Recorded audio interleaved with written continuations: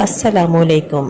آج سے ہم قرآن پاک کا ترجمہ اور تفسیر سٹارٹ کرنے والے ہیں، تو آپ لوگ بھی اگر قرآن کا ترجمہ اور تفسیر سٹارٹ کرنا چاہتے ہیں تو چینل کو سبسکرائب کر لیں اور بیل آئیکن پریس کر لیں تاکہ آپ کو اس حوالے سے اپڈیٹ ملتی رہیں۔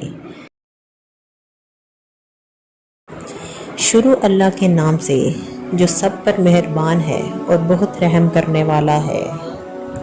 کہہ دو کہ اللہ ایک ہے۔